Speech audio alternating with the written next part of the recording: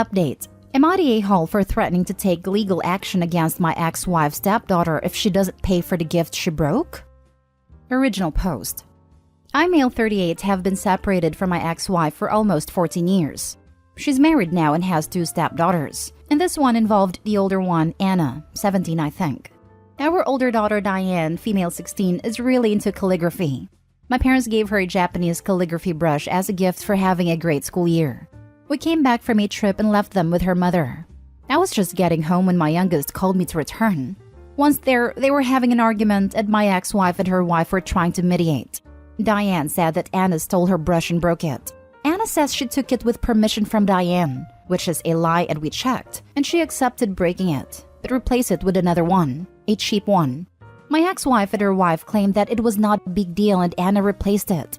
I disagree, and told them that either Anna or them have to order a new one or give them money for us to do it. They were willing to do it, until Diane told them how much it would cost, $3,000. That's when they flipped the lid and said why I'm buying something that expensive. I told them it's none of their business or the point. Besides, it was a gift from my parents, not mine. They refused and said they can't do it without taking a hit in their finances. I told them that I don't care, and they need to pay for it or I would take legal action against Anna since she admitted to taking it and breaking it. I told them to be quick because the brushes are limited. Our daughters decided to come with me and took their important things with them. Now my ex-wife, her parents and her wife are blasting my phone saying I would ruin Anna's future, and that I'm putting our daughters against them and ruining their relationship. We've been co-parenting really well, but I don't know. I think I'm being reasonable. She's not a kid anymore. Now for the top comments before reading the update. They wouldn't be shocked if it was a high-end tablet, would they? Just because they don't value the value of the item doesn't mean it doesn't have a value. Good luck getting the value back. Not stay whole. She didn't lend her the brush. Anna said that but isn't true. It's funny how she lies about asking/borrowing it, as if that will undo all the mess she got herself into. The pen could be worth $1. It could be worth $1 million. She's gonna have to suck it up and pay for her mistake regardless. If I steal a car off the Enterprise lot and total it, I'm liable for the damages, not to mention the consequences of any crimes I committed in obtaining the car. If I legally rent the car and total it, then guess what? I'm still liable for the damages. Not stay home. Anna is 17, not 7, almost an adult. She's old enough to know that she doesn't take something that doesn't belong to her. By the way, I believe a limited edition brush can cost $3,000. Like we see Balenciaga charging $1,800 for a trash bag, lol. Doesn't matter what the cost is. Legally, a person is responsible for replacement cost. If it costs $18,000 to replace a trash bag, and people have a problem with that, then they shouldn't mess with $18,000 trash bags. Kinda simple. And now for the update. I never thought this would get so much attention. I'm still going through the comments, but I'm going to clarify a few points and give you an update. Why Diane brought the brush to her mother's. She has a neighbor friend whose hobby is painting. Diane's friend has a nice brush collection, and she took it to show it to her. Why did she leave the brush at her mother's?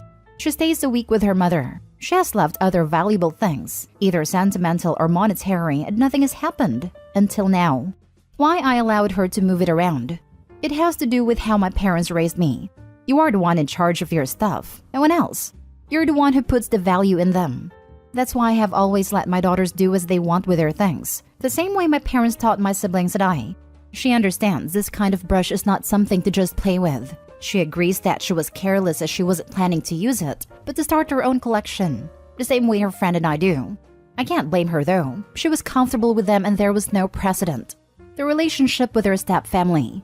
They're not close but they're civil. They never clicked, but they agreed to respect each other and their things. How we find out Anna lied? Simple. When she said she got permission via text, I asked her to show us and my ex and her mother asked for her phone. She could have lied but folded.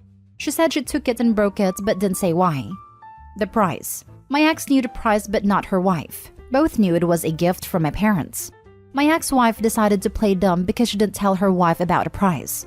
For the doubters, I understand because not many are interested in handwriting or calligraphy. Brushes and pens can cost hundreds or even thousands because they are made with limited or rare materials by a craftsman with decades of experience.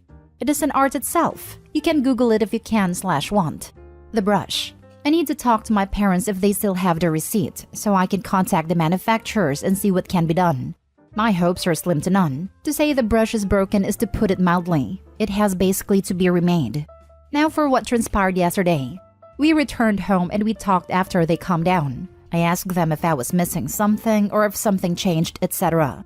They said everything was pretty much the same, but Diane and Lily said they might know the reason why Anna did it.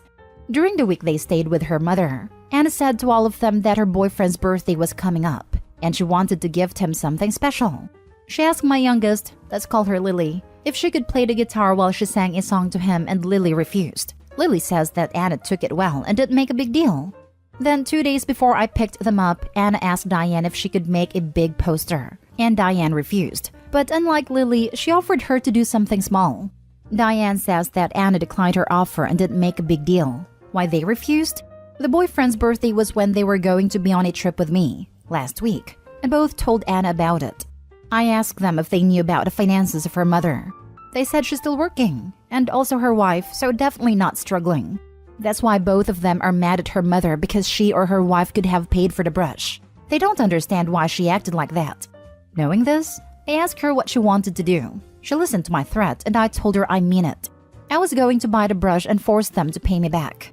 She asked me to wait and see what they do in the next days. Now for what happened today. I received 2 calls early in the morning, one from ex-wife and the other from Anna's father asking to meet. The father came first. He said his youngest daughter called him and told him what happened. Him and I talked for a little bit, and by the looks of it, there are bigger issues. The man apologized to Diane for Anna's behavior and paid for the brush. The rest came after. Anna apologized first and said why she did it. She took the brush instead of another out of revenge. She tried to use it to do the poster for her boyfriend, and because she's not as good as her, she destroyed it in a fit of rage. Once calm, she saw her mistake and looked for another one online. She saw how much it cost and decided to buy a cheap one. She never told anyone what she did until Diane returned. Anna's mother apologized to Diane and also to Lily. They both left after that. My wife remained. She apologized to Diane and Lily and said she acted the way she did because this could kill the little to none relationship they have as sisters. But the result was worse and she regrets it. Diane and Lily told her that everything could be fine if they paid for the brush and apologized right then and there. She could have ended with 1 upset daughter. She has now 3. They said that now they don't feel secure there and have no plans to return. My ex-wife said she was going to do anything to solve it and proposed family therapy again, but both of them refused.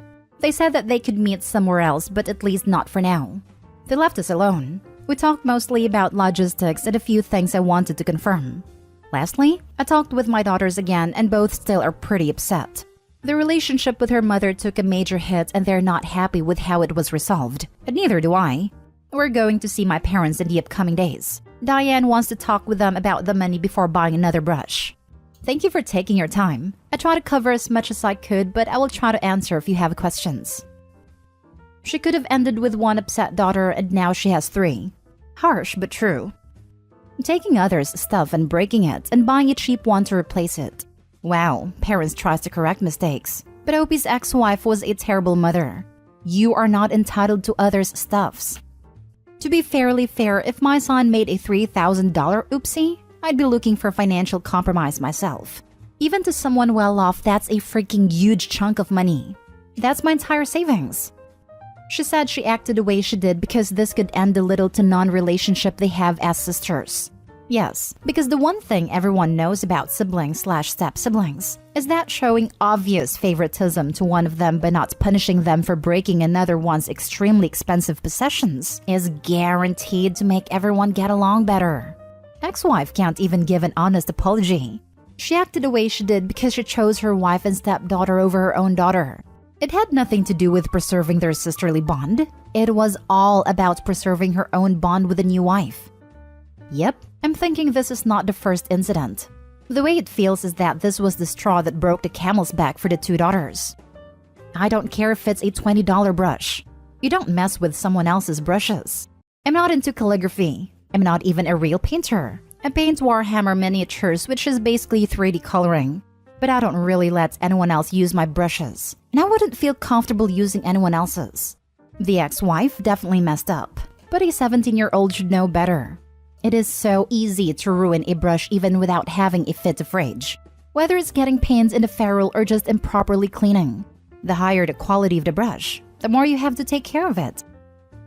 Next story. Am I the a-hole for calling my brother an inconsiderate, insecure, pompous prick? My brother and I are not very close. I can tolerate him if need be, but I think he struggles in many social situations. He can't seem to read basic social cues and makes many inappropriate comments and jokes. He has strong opinions about everything, jumps to unreasonable conclusions, and never lets things go. My wife and his wife have been friends for years. My wife doesn't like my brother much, but she's very polite and courteous towards him for the sake of my sister-in-law. My wife and I lost our 3-year-old son about a year ago. His death was sudden, and there is not a day that goes by where I don't grieve him. There will never come a day, hour, minute, or second that I'll stop loving or thinking about my son. In my family, talking about a dead child makes people uncomfortable and is almost treated as taboo. I'm not too fond of this culture, and I have been candid about going to therapy, counseling sessions, support groups, etc. My wife and I started going to marriage therapy after the loss of our son. My family believes that we are going to couples counseling because our marriage is failing or my wife isn't satisfying me enough. This could not be further from the truth, and I think it's a bit disgusting and ridiculous. My sister-in-law invited my wife and I for a nice dinner at their place to celebrate my wife's birthday. Most of my family would be there, and she promised us no drama and or unnecessary comments. We got there and it was nice at first.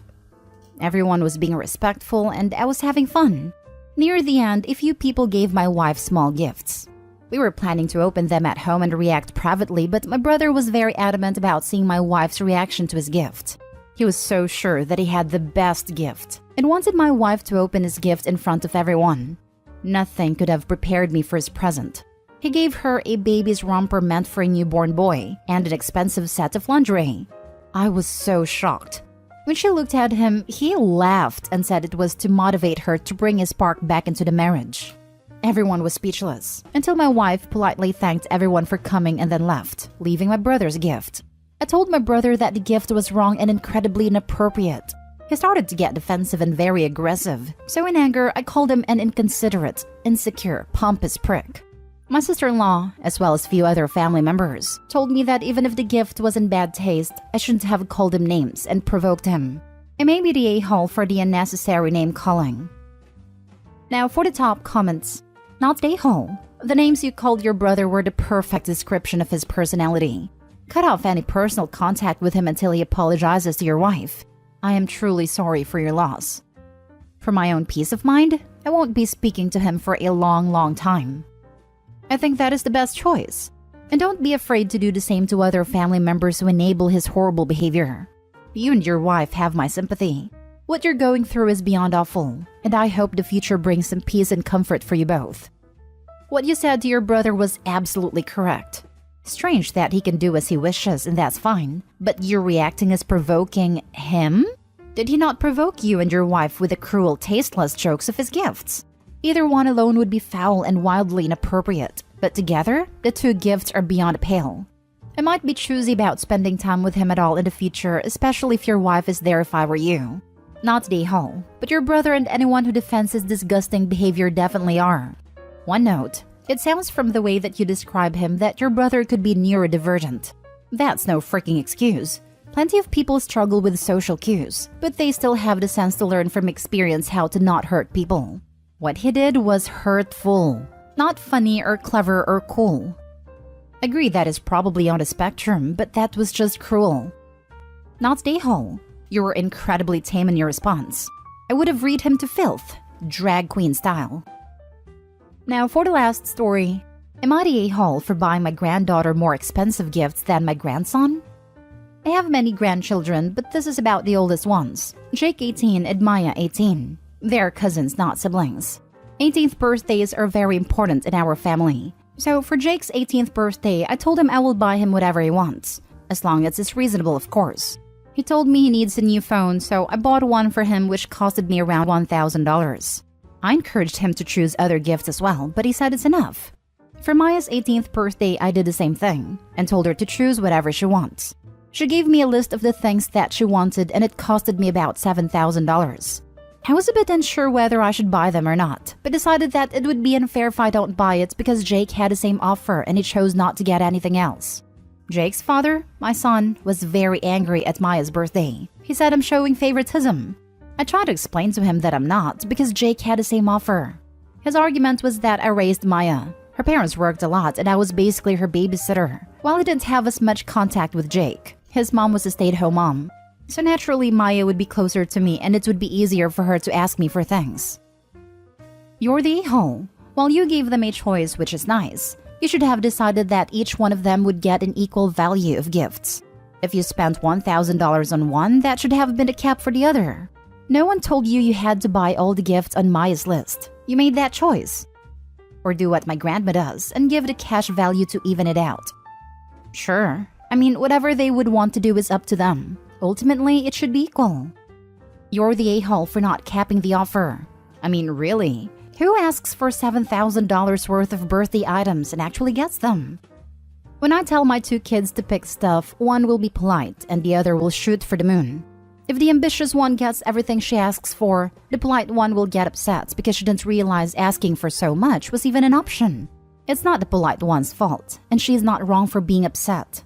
As a parent, I either have to set a limit and treat them equally, or let the ambitious one pick first so the polite one realizes the upper limit is higher than she thought. I would never want the polite kid to feel shortchanged because she didn't realize she could ask for more.